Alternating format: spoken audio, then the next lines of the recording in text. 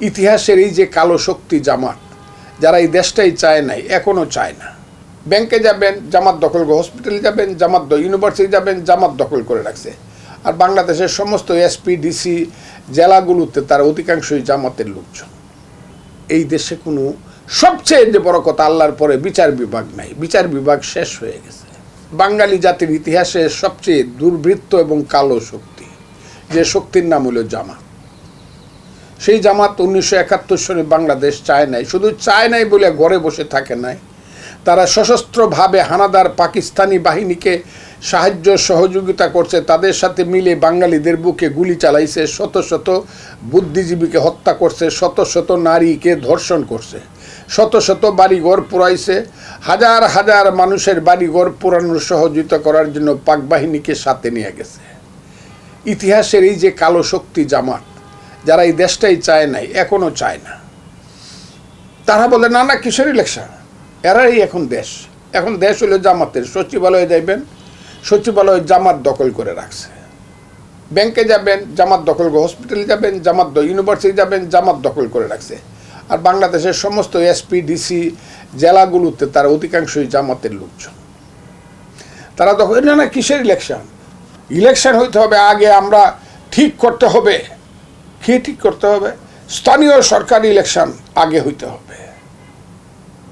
আর কি হইতে হবে? সংস্কার প্রথম হইতে হবে। আর কি হইতে হবে?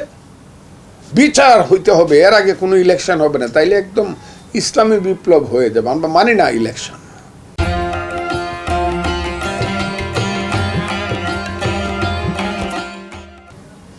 আবার রাত্রের বেলায় জামাতের আমিরা আবার সকালে, এটা আবার রাত্রেবেলা আবার বলছে হ্যাঁ হ্যাঁ আমরা চিন্তা করতেছি ফেব্রুয়ারির মধ্যে ইলেকশন হইলেও খারাপ হয় না, তবে এপ্রিলেও হইতে পারে।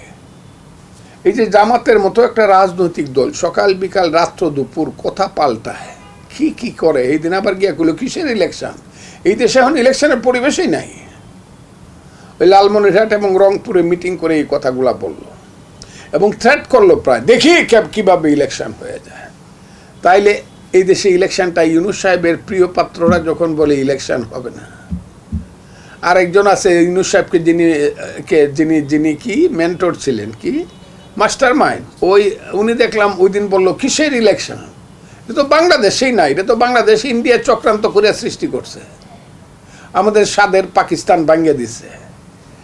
এইসব দুর্বৃত্ত শ্রেণীর লোকেরা, ডাকাত শ্রেণীর লোকেরা, এইসব রাজাকার আলবদরের সন্তানেরা এই দেশের ক্ষমতার মসনদে বসে ইউনূস সাহেবকে ঘেরাও করে এখন ইলেকশন দূরের কথা, এখানে ভালোভাবে মানুষ বসবাস করতে পারবে এটাই মানুষ বিশ্বাস করে না। এই দেশে কোনো নেতৃত্ব নাই, এই দেশে কোনো ইনস্টিটিউশন নাই, এই দেশে কোনো, সবচেয়ে যে বড় কথা, আল্লাহর পরে বিচার বিভাগ নাই, বিচার বিভাগ শেষ হয়ে গেছে।